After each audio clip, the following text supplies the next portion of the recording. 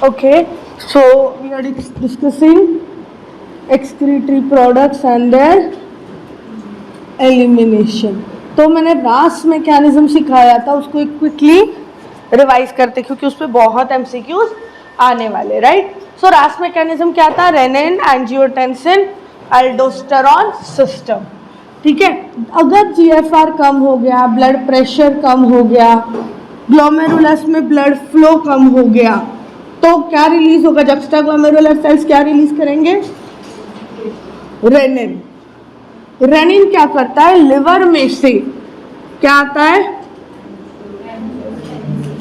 Angiotensinogen.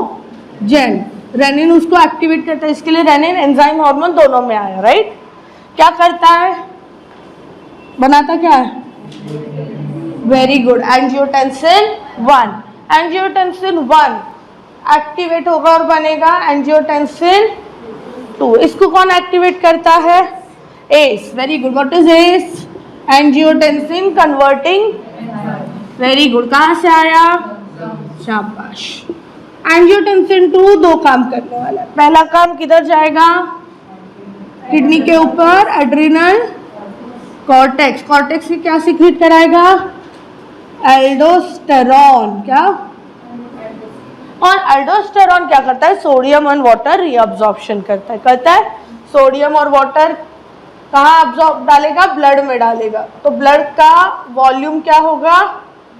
Increase होगा. Blood flow increase होगा.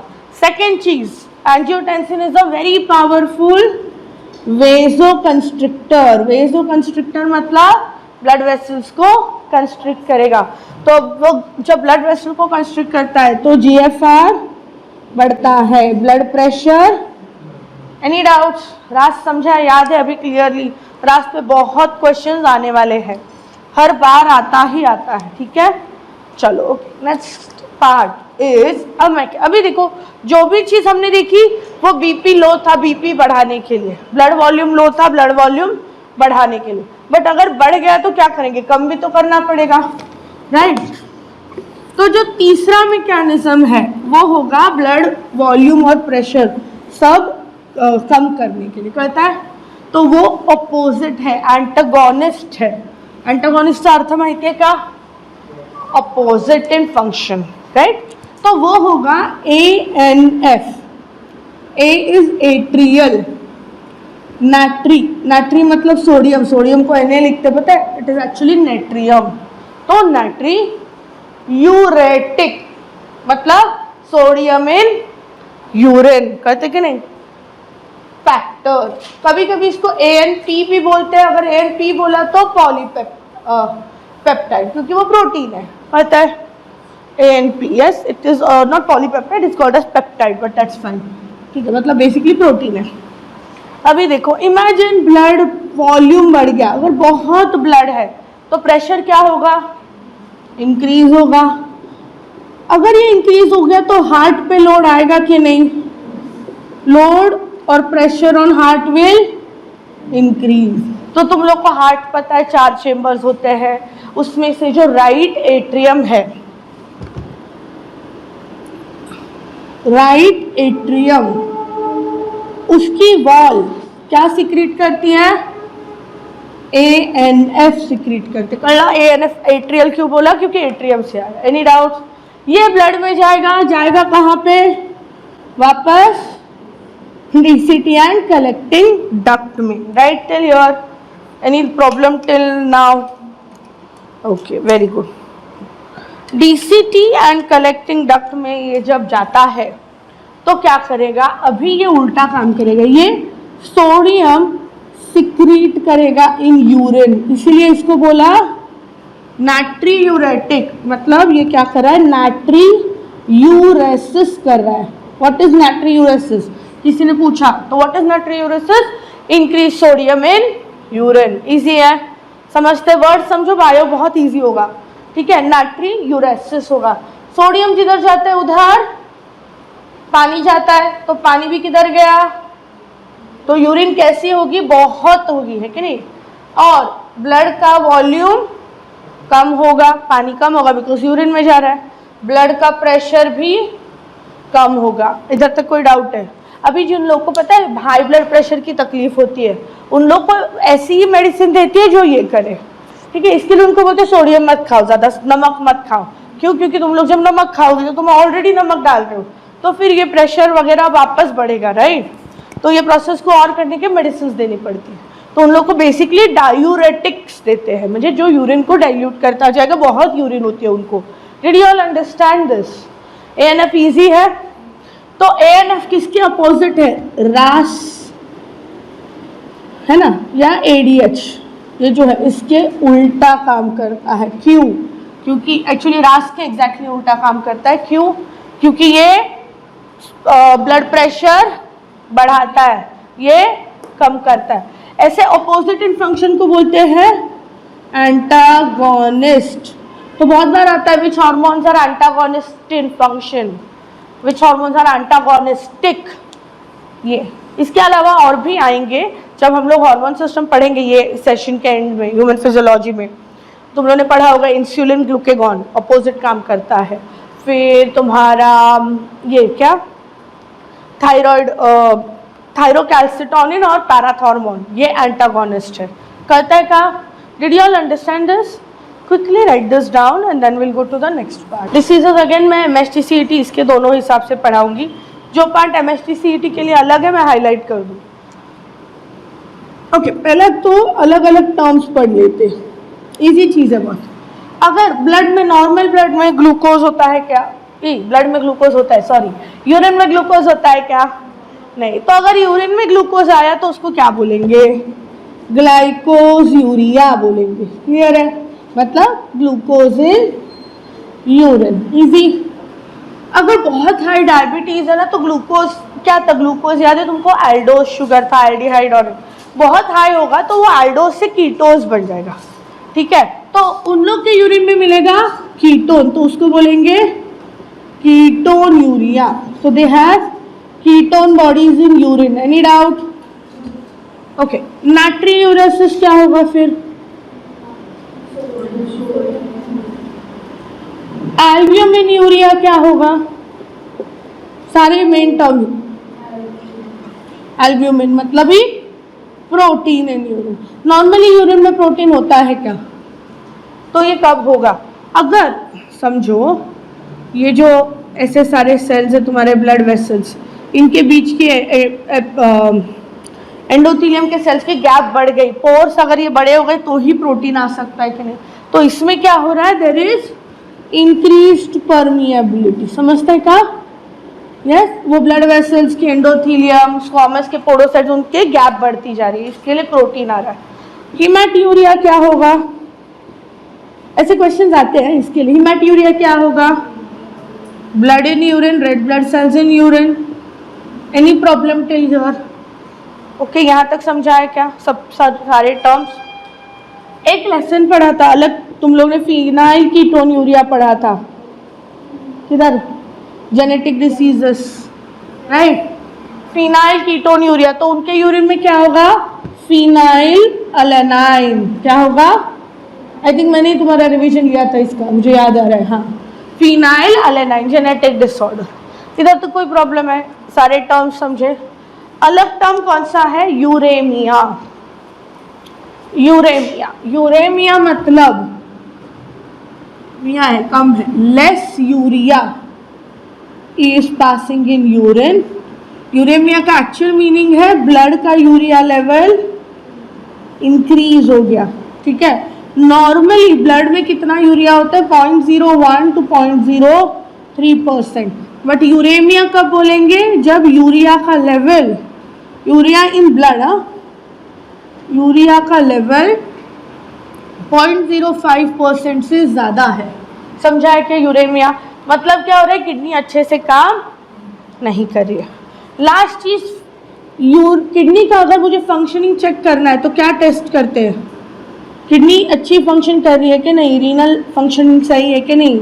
मैंने बोला था क्रिएटिनिन लेवल इन ब्लड, उसको बोलते हैं सीरम क्रिएटिनिन। कहता है सीरम क्रिएटिनिन। यस, ये लेवल पे डिपेंड करता है कि भाई प्रॉब्लम है कि नहीं है, ठीक है। इसके अलग अलग वैल्यूज होती है, I will give you the values, ठीक है। स्टेट बोर्ड की बुक में मेंशन्ड है, फीमेल मेल्स के लिए अलग, आई थिंक 0.95 1.2 तक कुछ है। I give you the values, till then just quickly write this. अब आते हैं डिसीजेस पे। सबसे कॉमन डिसीज कौन सा सुना है तुम लोग ने किडनी पे? Kidney stone, right. यह किडनी स्टोन का दूसरा नाम होता है renal, very good, कैल्क्यूलाई, renal calculi. ठीक है, अब ये किधर भी अटक सकता है, नेफ्रॉन में बन रहा है तो हो सकता है पेल्विस में अटक जाए, यूरेटर में अटक जाए, किधर भी स्टोन अटक सकता है। ठीक है, these are very small stones। हाँ, अच्छा स्टोन ली है, थैंक यू। हाँ चलो, अभी अलग अलग टाइप्स होते हैं। नीट के हिसाब से एक ही टाइप मेंशन है, उन लोगों ने कुछ बोला नहीं, सिर्फ नाम बोल के छोड़ दिए। ठीक है, सो सबसे कॉमन जो होता है वो है कैल्शियम ऑक्सलेट के स्टोन्स, ठीक है, या फिर कैल्शियम कार्बोनेट स्टोन्स। ठीक है, अभी कैल्शियम ऑक्सलेट, इन लोग में क्या होता है, इन लोग को बोलते हैं कि टमाटर के सीड्स मत खाओ, क्योंकि टमाटो में या ब्रिंजल वगैरह में क्या होता है, ऑक्सैलिक एसिड होता है, इसके लिए ऑक्सलेट स्टोन्स बनेंगे। कड़ा, इसके अलावा एक बैक्टीरिया से बनने वाले स्टोन्स होते हैं जिसको बोलते हैं स्ट्रूवाइट स्टोन्स।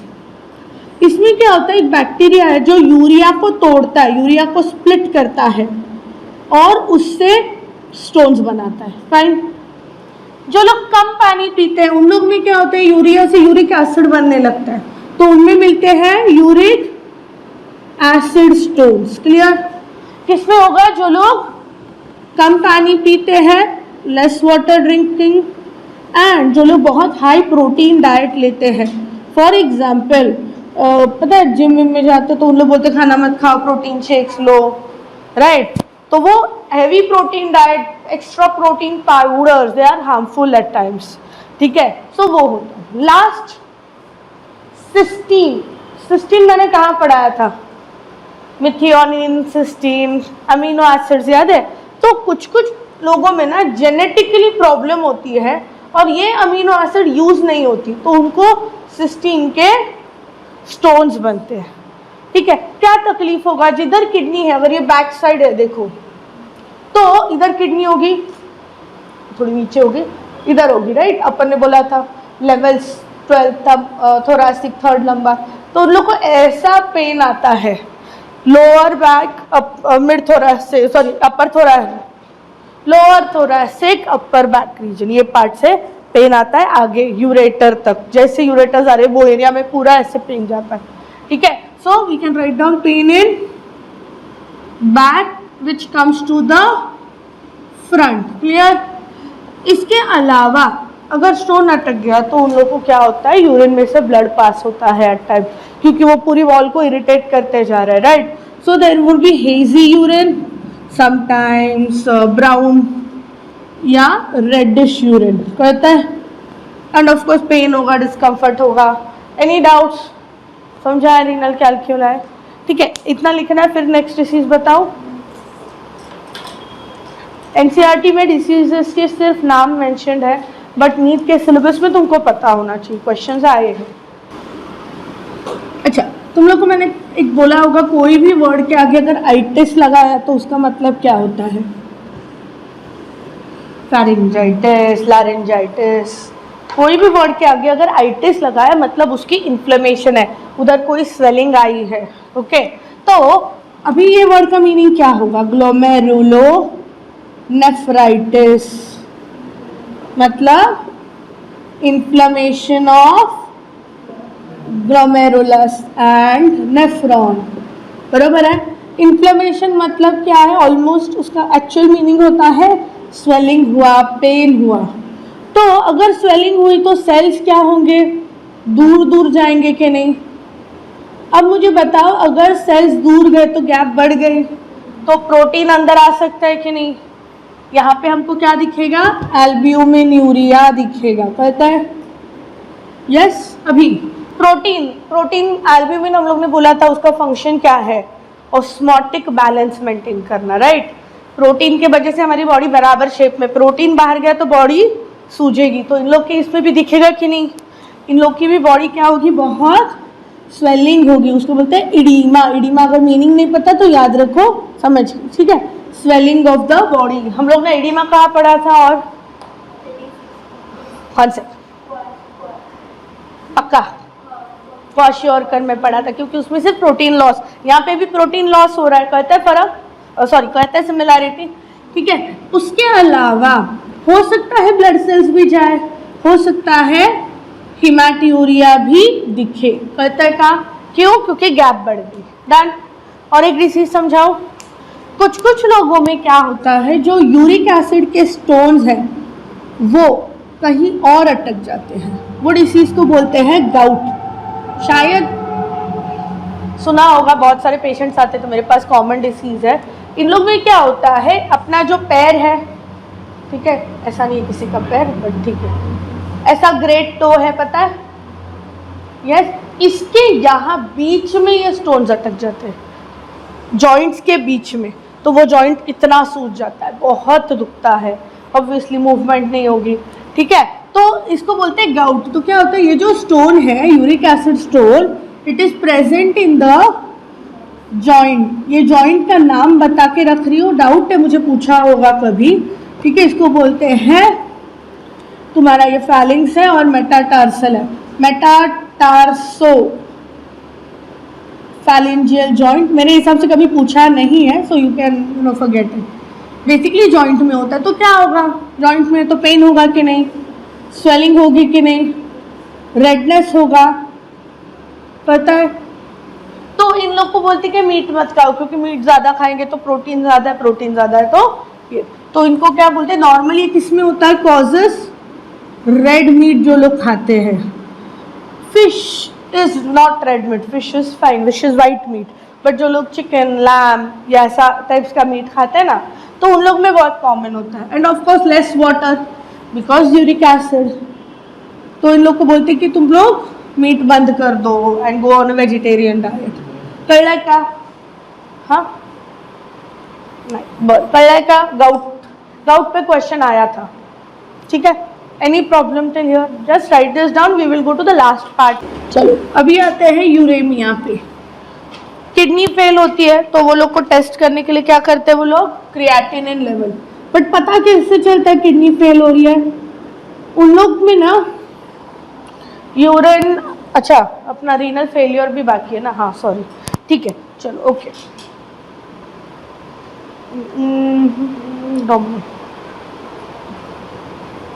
कॉम्प्लिकेट करूँ ठीक है। Kidney failure is also called as renal failure. दो टाइप का होता है, एक होता है सडन अक्यूट, जैसे कि कोई एक्सीडेंट हो गया, ब्लीडिंग हो गया, हीमरेज मतलब ब्लीडिंग हो गया, तो बहुत ब्लड बाहर जाएगा, तो किडनी बाहर ब्लड फेंकेगी क्या, एक्सक्रीट सॉरी, ब्लीडिंग हो गया तो वाटर कम है तो यूरिन बनेगा क्या, नहीं, ऑटोमेटिकली क्या होगा, यूरिन फॉर्मेशन कम हो जाएगा, बराबर है। हो सकता है किसी को कोई बर्न हो गया, कुछ मेजर एक्सीडेंट ऐसा कुछ हुआ, तब ये होता है सडनली, या कोई सडन इन्फेक्शन हो गया पूरी बॉडी में, तब ये होता है, ठीक है। दूसरा होता है chronic, good bless you. Chronic मतलब जो धीरे धीरे सालों तक चलेगा। लोग बोलते हैं मेरी किडनी फेल हो गई, 10 साल से मेरा डायलिसिस चल रहा है वगैरह, तो ये बहुत स्लो प्रोसेस रहेगा, ठीक है, ज़्यादा दिन तक चलता रहेगा, धीरे धीरे प्रॉब्लम बढ़ेगी, या इसको बोलते हैं ग्रेजुअल होगा। इसमें क्या होगा, यूरिन तो कम हो रही है, देखो यूरिन कम होना, ये टर्म का नाम, उसको बोलते हैं ओलिगो यूरिया। ओलिगो मतलब कम। नॉर्मल यूरिन कितनी होती है एक दिन में, 1 to 1.5 लीटर्स। इधर कितनी होगी, 400 ml पर डे या उससे भी कम, ठीक है।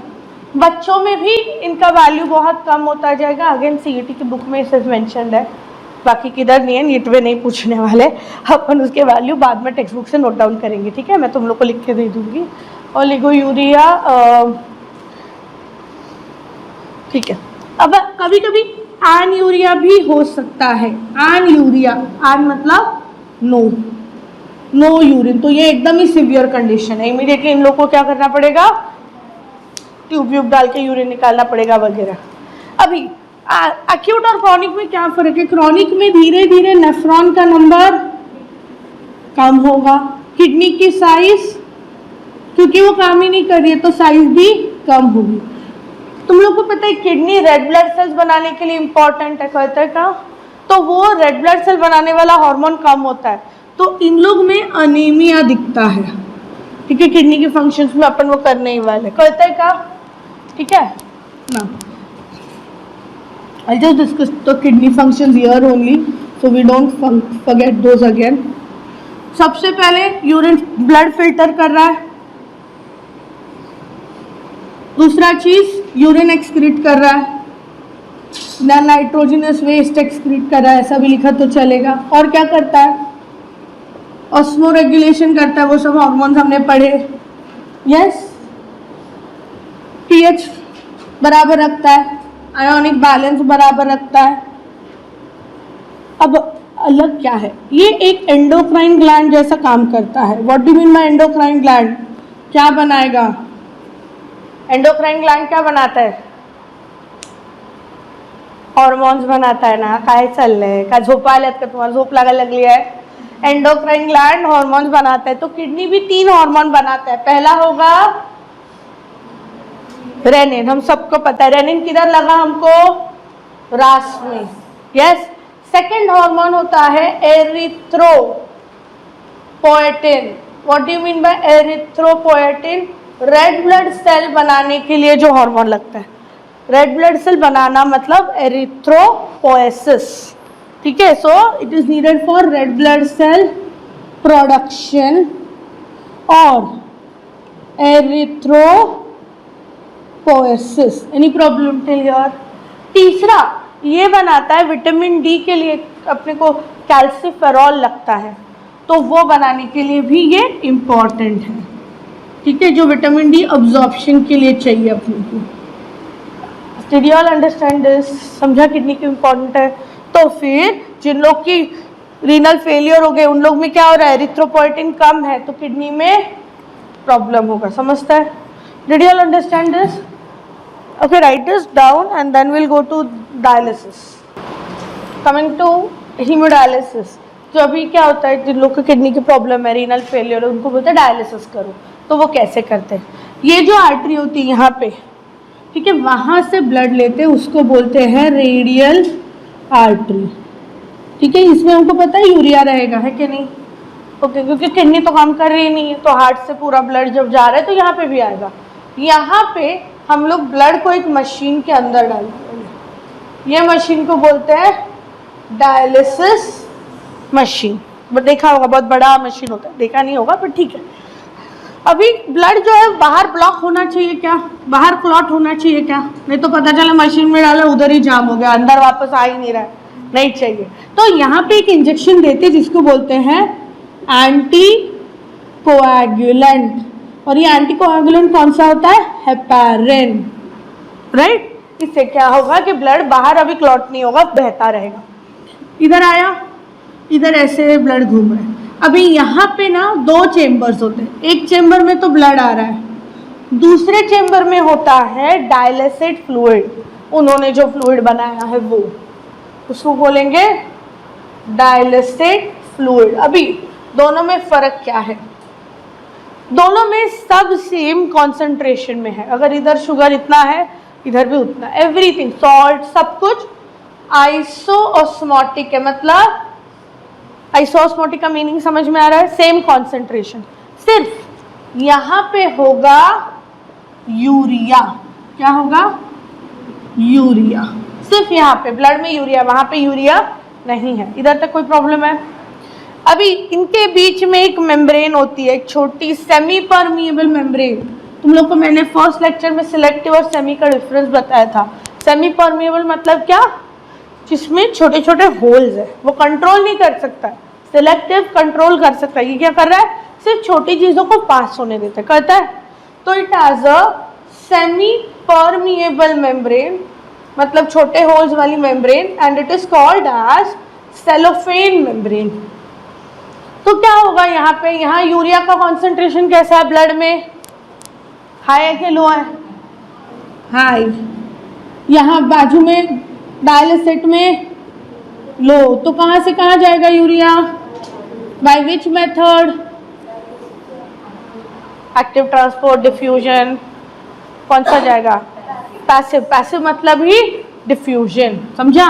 सो urea is going to go diffuses, diffusion होता है उसमें, ठीक है, from blood to dialysate fluid. Any doubts? पक्का? तो मतलब देखो ब्लड में बाकी चेंज कुछ हुआ है नहीं, सिर्फ उसका यूरिया निकल गया। अब इसको वापस डालेंगे कहाँ पे? ये क्या है? रेडियल वेन में, कहता है। अब मुझे बताओ, अंदर आ रहा है तो अगर ब्लड में क्लॉटिंग का मैंने बंद कर दिया, अगर गलती से उसका कुछ कट वट गया पैर हाथ में, वेन तो क्या होगा? ब्लीडिंग से मर जाएगा। तो उसको बॉडी में अंदर आते टाइम इसको खत्म करना चाहिए कि नहीं? So here we will put anti heparin, so now the blood can clot. अगर ब्लीडिंग हुआ तो फिर वो क्लॉट करके ब्लीडिंग स्टॉप कर देगा। Did you all understand this? Easy है। क्वेश्चंस बहुत डायरेक्ट आते हैं, ब्लड कहाँ से निकालते हैं, हेपारिन क्यों यूज किया, यूरिया कैसे डिफ्यूज होता है, दोनों में क्या फर्क है, मेम्ब्रेन का नाम बताओ, मेम्ब्रेन वही क्यों लिया, पता है? इजी।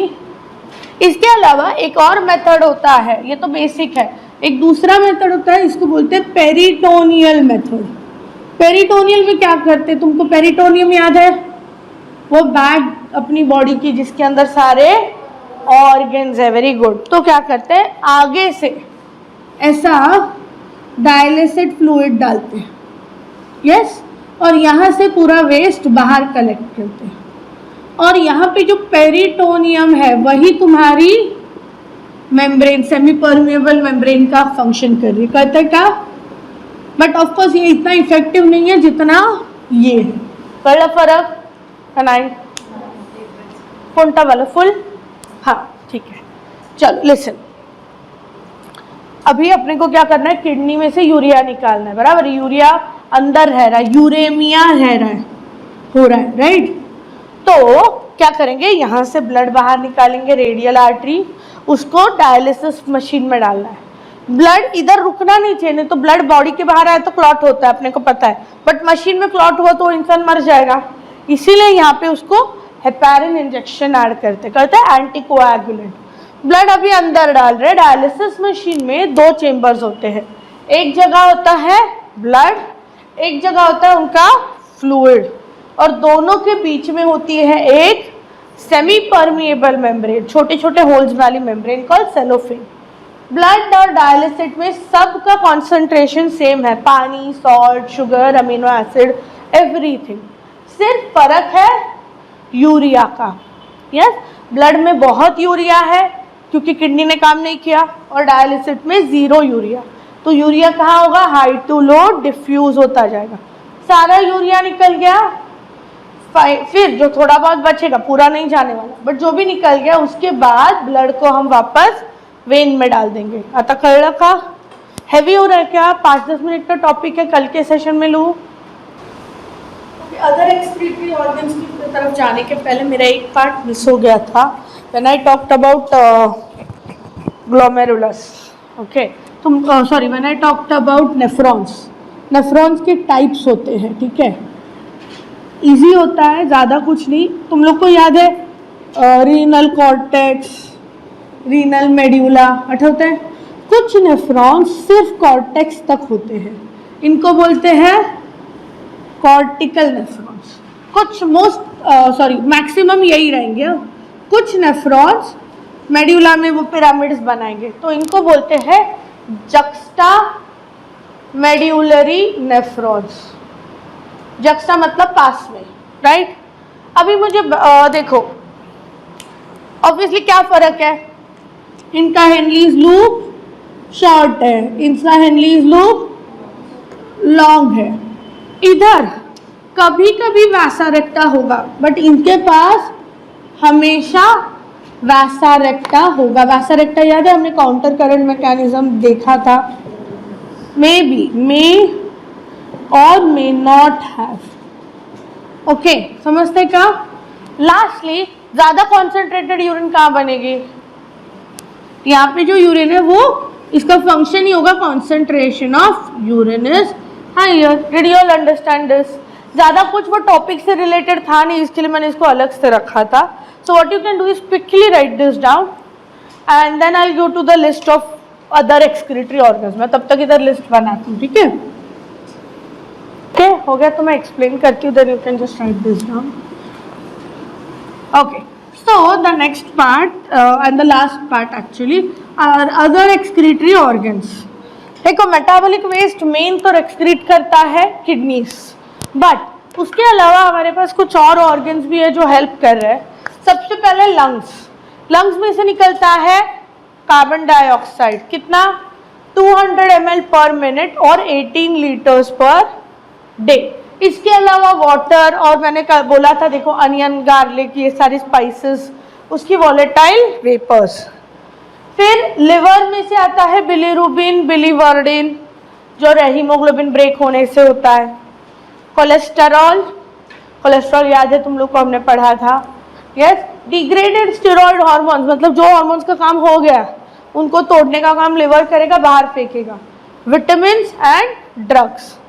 ठीक है. सलाइवा में से थोड़ा सा नाइट्रोजनस वेस्ट बाहर निकलता है, बहुत थोड़ा. स्वेट, स्वेट के ग्लैंड्स होते हैं, पता है स्किन में, दे आर ट्यूब्यूलर, लंबे ट्यूब्यूल्स जैसे ग्लैंड्स होते हैं, और वो स्वेट में से पानी, सॉल्ट, थोड़ा सा यूरिया और लैक्टिक एसिड, जो एक्सरसाइज के टाइम होता है बनता है लैक्टिक एसिड, वो एक्सक्रीट होगा. और जो ऑयली ग्लैंड्स है, वो पिंपल की एड में देखा होगा तुम लोग ने, सेबेशियस ग्लैंड्स जो सीबम बनाते हैं, बायोमोलिक्यूल्स में पढ़ा था, वो क्या एक्सक्रीट करते हैं? स्टेरॉल्स. जैसे कोलेस्टेरॉल पढ़ा था वैसा sterol, waxes and hydrocarbons. That's it.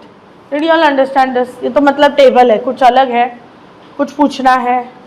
So that is the end of this entire topic chapter. Yes, thank you.